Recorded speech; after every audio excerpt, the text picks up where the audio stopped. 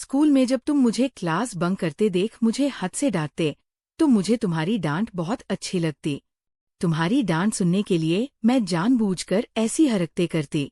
जब भी तुम हमारे घर आते, तो मैं तुमसे बात करने का बहाना ढूंढती। पर मेरे प्यार से बेखबर तुम हमेशा हमारे मध्य एक मर्यादा की लकीर खींच देते। स्टोर रूम की सफाई करते हुए अचानक मेरी नज़र वहां शेल्फ में रखी पुरानी एल्बम्स पर पड़ गई। ना जाने कितनी बार देखा होगा यादों से भरे इन एल्बम्स को मैंने, किंतु हर बार उसे देखने को मन ऐसे लालायित हो जाता है जैसे पहली बार देख रही हूं। सफाई को दरकिनार कर मैं वही बैठ एल्बम देखने लगी। परिवार, बचपन, दोस्त सहेलियों के साथ स्कूल कॉलेज की खूबसूरत यादों का अनमोल संग्रह था उन एल्बम्स में। उन्हीं तस्वीरों में कुछ तस्वीरें मेरी और तुम्हारी भी थीं। तुम्हारी तस्वीर देखते देखते मैं भी स्कूल के दिनों में विचरण करने लगी। तुम मेरे पापा के अजीज मित्र के बेटे थे। हम एक साथ एक ही स्कूल पढ़ते थे। तुम मुझसे 1 साल सीनियर थे। पता नहीं तुम्हारे व्यक्तित्व में क्या कशिश थी कि मैं मन ही मन तुमसे प्यार करने लगी। स्कूल में जब तुम मुझे क्लास बंक करते देख मुझे हद से डांटते, तो मुझे तुम्हारी डांट बहुत अच्छी लगती। तुम्हारी डांट सुनने के लिए मैं जानबूझकर ऐसी हरकतें करती। जब भी तुम हमारे घर आते, तो मैं तुमसे बात करने का बहाना ढूंढती। पर मेरे प्यार से बेखबर तुम हमेशा हमारे मध्य एक मर्यादा की लकीर खींच देते। मुझे समझ नहीं आता था कि क्या तुमने कभी मेरे दिल और आंखों की भाषा पढ़ी नहीं, या फिर पढ़ना नहीं चाहते थे। मैं जितना तुम्हारे नजदीक आने का प्रयास करती, तुम उतनी ही दूर चले जाते। मुझे बहुत बुरा लगता।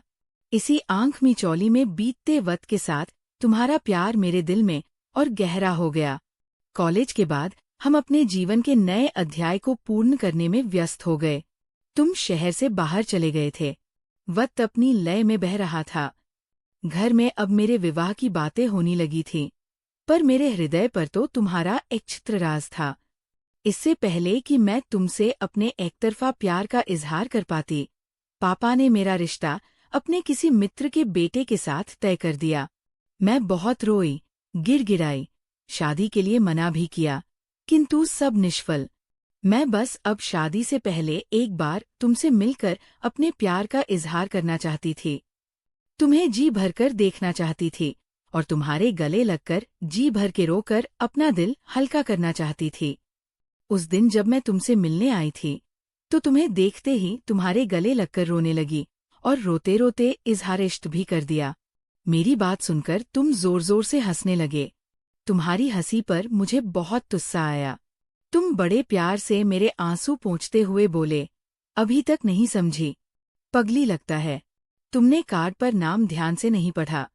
आरोही संग आदित्य, आदि। बोलते बोलते प्यार तुम मेरा नाम आदित्य भूल गई।